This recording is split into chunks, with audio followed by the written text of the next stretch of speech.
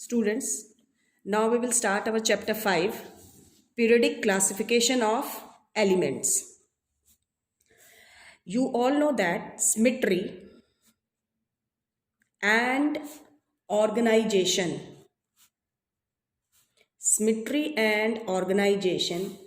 are the basic principle. ये basic principle हैं nature के कि सिमेट्री में और ऑर्गेनाइजेशन, यानी सिमेट्री में होना चीज़ों का, ऑर्गेनाइज्ड होना। जैसे फॉर एग्जांपल आप देखिए कि हम अपने रोज़मर्रा की लाइफ में अपने सराउंडिंग्स में बहुत सारे आर्टिकल्स देखते हैं, जैसे पेन्स हैं, पेंसिल्स हैं, बुक्स हैं, नोटबुक्स हैं, रेफ्रिजरेटर्स हैं, टीवी है, माइक्रोवेव है, अवन्स हैं, बाथ टब्स हैं, सोप्स हैं, शैम्पूज़ हैं। और अगर मैं ये कहूँ कि क्या आप इन चीज़ों को, जो ये हमारे चारों तरफ है, इस तरह की इतनी सारी आर्टिकल्स हैं, आप क्या इनको अलग किसी भी तरीके से, ठीक है, डिफरेंट फॉर्म्स में ये जो चीज़ें हैं, आ गई बात समझ में, आप क्या इनको एक दूसरे से अलग अलग हैं, ठीक है, तो क्या आप इनको एक अलग कैटेगरी में या इनको कैटेगराइज कर सकते हो इन सारी चीज़ों को? तो आप क्या है, ये इतने सारे चीज़ें हैं, आर्टिकल्स हैं, जो हमने अभी मैंने जैसे नाम लिया इनका कुछ एक का, ठीक है, तो हम इनको कैटेगराइज कर सकते हैं। अब हम इनको कैसे कैटेगराइज कर सकते हैं? जैसे मैंने कहा पेन, पेंसिल, बुक्स, नोटबुक्स, तो वी कॉल देम, हम इनको क्या कहेंगे कि ये स्टेशनरी के आइटम्स हैं। मैंने कहा रेफ्रिजरेटर है, टीवी है, माइक्रोवेव है या अवन है, मैं कह रही हूँ, तो हम कहेंगे कि ये इलेक्ट्रॉनिक आइटम्स हैं। मैंने कहा बाथ टब्स, शैम्पूज, सोप्स, ठीक है, तो ये क्या है, आपके बाथरूम के आर्टिकल्स हैं। तो हम क्या कर रहे हैं, ये इतने सारे जो डिफरेंट फॉर्म्स हैं आपकी आर्टिकल्स की, जो एक दूसरे से बिल्कुल अलग हैं, हम उनको कैटेगराइज कर सकते हैं। अब हमने इसके अलावा और हम क्या देखते हैं कि ये जो आर्टिकल्स हैं जो हमारे सराउंडिंग्स में हैं, ठीक है, और ये जो आर्टिकल्स हैं ये हमारे घर में अगर हम देखेंगे तो क्या देखते हैं, they all are organised at proper places, ठीक है, ये हमारे घर में ऑर्गेनाइज्ड है एट प्रॉपर प्लेसेस पे हैं। जो चीज़ ड्राइंग रूम की है वो ड्राइंग रूम में होएगी, जो बेडरूम की है वो बेडरूम में, जो बाथरूम में होएगी भी आपकी चीज़ें बाथरूम की वो बाथरूम में होंगी, किचन के आर्टिकल्स किचन के होंगे। तो ये जो तरीका होता है, ठीक है, कि हम कुछ चीज़ों को कैटेगराइज करते हैं उनकी कुछ खास प्रॉपर्टी की वजह से, उनको अलग अलग ग्रुप्स में, जैसे अभी हमने यहाँ पर stationery items, electronic items, bathroom articles, इस तरीके से किया, इसी को हम क्लासिफिकेशन कहते हैं। The categorisation of certain things on the basis of categorization of certain things on the basis of a particular property in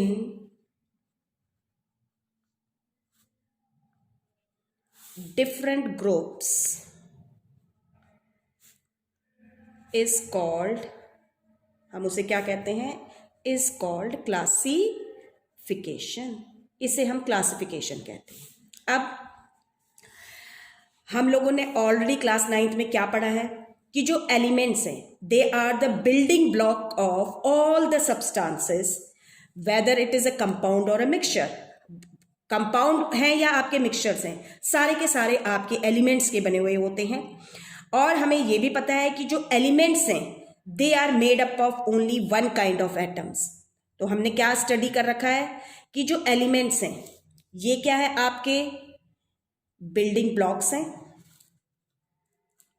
ठीक है, यानी कंपाउंड्स और मिक्सचर्स आपके इन्हीं चीज के बने हुए होते हैं। और हमारे जो एलिमेंट्स होते हैं, हमने क्या पढ़ रखा है, are made up of only one kind of atoms, ये पढ़ रखा है। और हमने ये पढ़ा था कि लेवोज़ॉयर ने इनको 2 ग्रुप्स में कैटेगराइज कर रखा था, metals and non-metals. This is what we have studied in our 9th class. अब अराउंड द ईयर 1800, ठीक है, ये जो ईयर था हमारा, इस टाइम पर हमारे पास सिर्फ 30 एलिमेंट्स नोन थे. Only 30 elements were known. और 30 एलिमेंट्स होने की वजह से क्या था, it was quite easy to study and remember the properties of these 30 element individually. तो ये जो 30 एलिमेंट्स थे, हर एक एलिमेंट की प्रॉपर्टी को याद करना, ठीक है, इनको स्टडी करना, इनके बारे में, इनकी केमिकल रिएक्शन जानना, या ये किस तरह के कंपाउंड्स बनाते हैं, बहुत आसान था. लेकिन क्या हुआ, समय के साथ, टाइम के साथ क्या हुआ, जो नंबर था ये इंक्रीज्ड होता गया और ये बहुत बढ़ गया. अगर आप देखें एट प्रेजेंट क्या है हमारे पास, नियर अबाउट 118 एलिमेंट्स जो हैं आर नोन. 1800 में सिर्फ 30 एलिमेंट्स थे और एट प्रेजेंट, और ये जो प्रोसेस है न्यू एलिमेंट डिस्कवर होने का, ये ख़त्म भी नहीं हुआ है. अगर आपको बताएं, it is going on. Discover तो हो रहे हैं, साथ में आर्टिफिशियली मेड भी हो रहे हैं, क्योंकि नेचुरली तो आपको पता होना चाहिए इनमें से नियर अबाउट 92-98 के आसपास हमारे जो है वो नेचुरली अकरिंग है. बाकी अदर एलिमेंट्स जो हैं आपके, वो सारे के सारे आर्टिफिशियली हैं या सिंथेटिक हैं. तो क्या हुआ, जैसे जैसे हमारे एलिमेंट्स जो थे वो डिस्कवर्ड होते गए, साइंटिस्ट जो थे वो और भी ज़्यादा से ज़्यादा more and more information gathered करने लगे उनकी प्रॉपर्टीज़ के बारे में. और इन सर्कमस्टांसेस में क्या हुआ, इट बिकम वेरी डिफिकल्ट, और we can say rather it become impossible for the scientist to study each element individually, कि हर एक एलिमेंट को इंडिविजुअली स्टडी करना और उनकी प्रॉपर्टीज़ को इंडिविजुअली याद रखना, रिमेंबर करना मुश्किल हो गया. और इन डिफ़िकल्टीज़ ने जो साइंटिस्ट थे उनको क्या कहा, उनको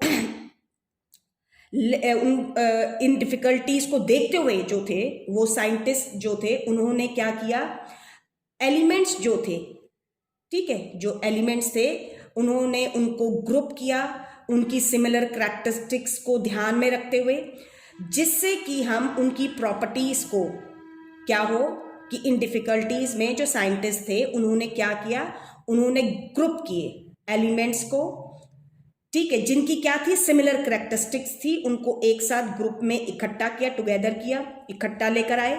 और जो प्रॉपर्टीज़ थी कि अगर हम किसी एक ग्रुप के किसी एक एलिमेंट की प्रॉपर्टी को हम क्या करते हैं, हमें पता चलती हैं, तो हम बाकी के ग्रुप की जो एलिमेंट्स हैं उस ग्रुप के, उनको उनके साथ कोरिलेट कर सके, जोड़ सके, ठीक है. और इस प्रॉब्लम को, यानी कि उन्होंने डेवलप किया एक systematic way of classification of elements का, ठीक है.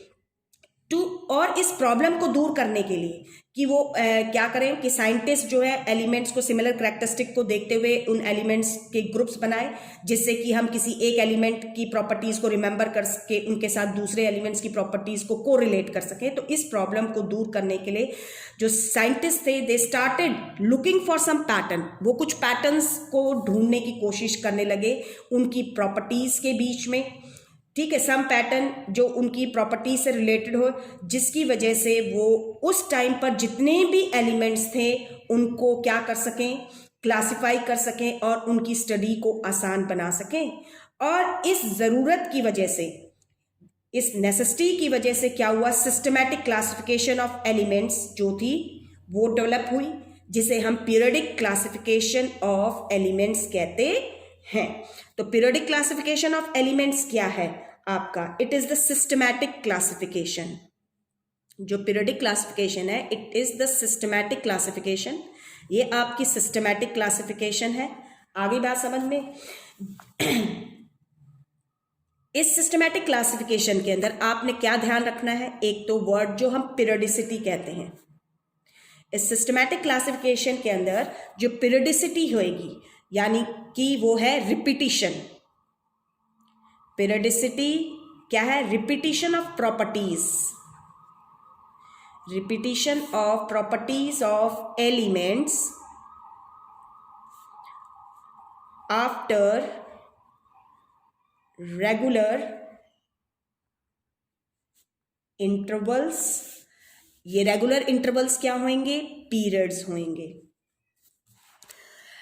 क्या कहा मैंने कि सिस्टमैटिक क्लासिफिकेशन में क्या था कि सिमिलर कैरेक्टरिस्टिक के बेसिस पे groups of elements of similar characteristics they are put together so that if the properties of one of them are known, then those of the other can be correlated with that element or with the group of that the group in which that element has been placed.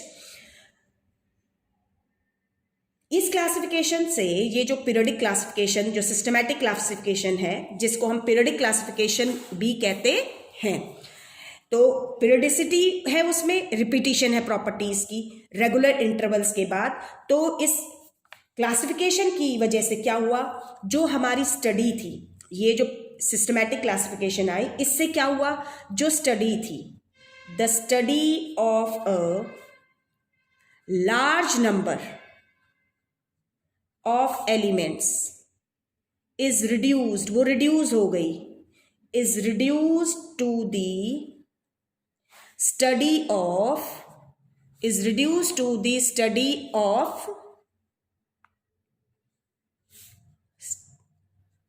of a few groups of elements, कि हमें कुछ ही group study करने पड़ते हैं elements के.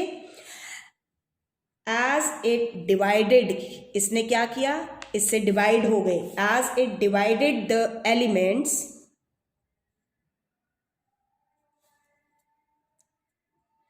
in a few groups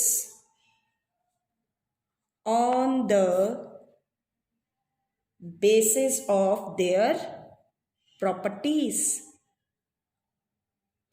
जो इतने सारे एलिमेंट्स थे, 118 जो एलिमेंट्स थे, धीरे धीरे जो बड़े आपके, वो स्टडी हमारी रिड्यूस हो गई कुछ ही ग्रुप्स एलिमेंट्स के जो थे, क्योंकि इन ग्रुप्स में हमने एलिमेंट्स को जो था वो क्या किया, इन प्रॉपर्टीज के बेसिस पर इन फ्यू ग्रुप्स में डिवाइड कर दिया.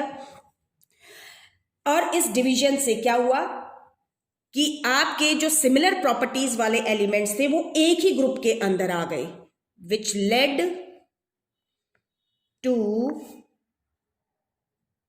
Lead to division of elements with similar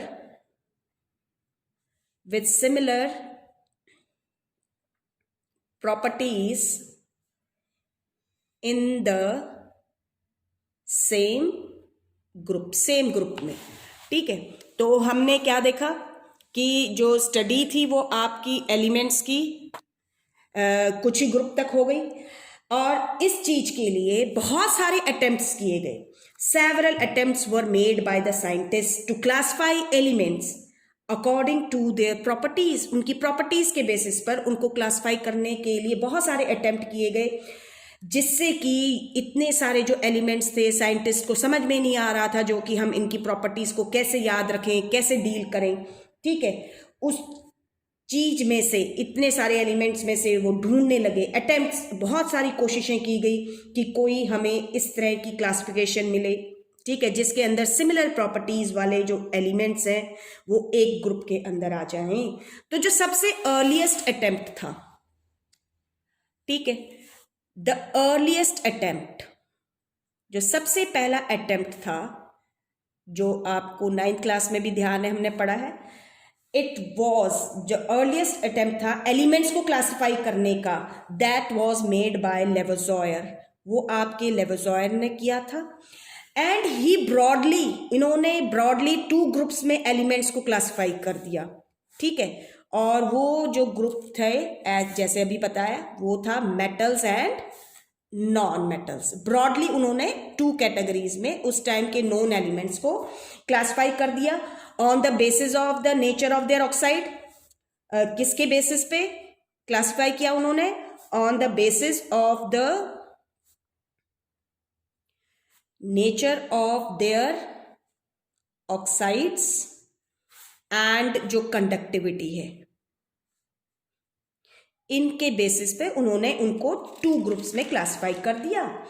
लेकिन ये जो क्लासिफिकेशन थी एलिमेंट्स की, this classification of element was very brief, बहुत छोटी थी, it was not enough and was not successful, इसीलिए सक्सेसफुल भी नहीं थी।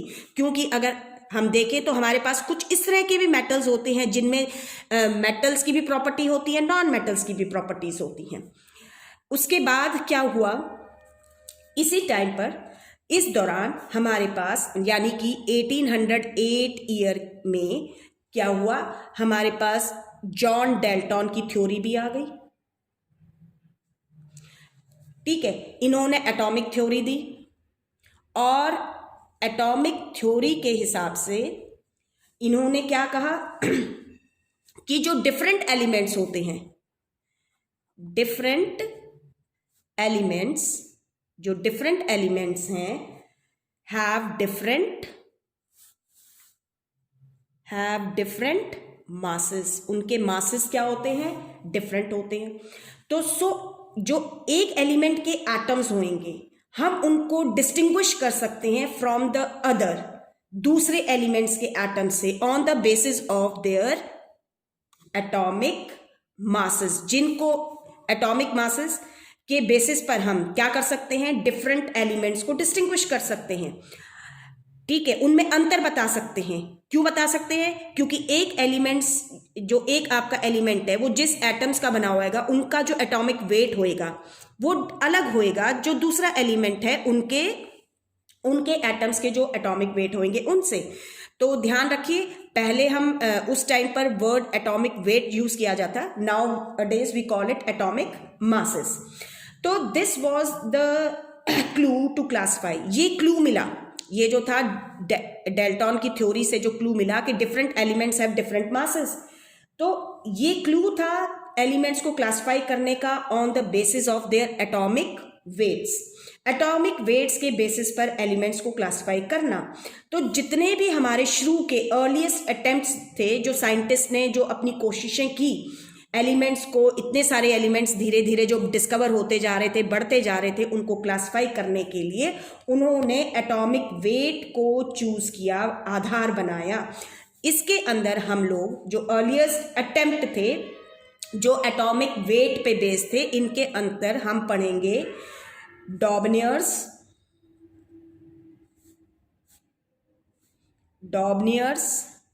ट्रायड्स, फिर है इसमें हम स्टडी करेंगे न्यूलैंड्स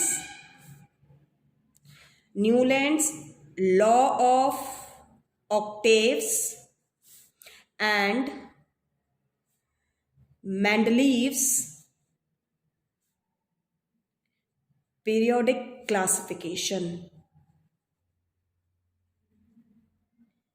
तो ऑल दीज, ये जो इन्होंने सबसे पहले अपनी अटेम्प्टेशंस जो की थी, all they have classified the elements and the classification was based on, किस पे बेस्ड थी, was based on atomic weights.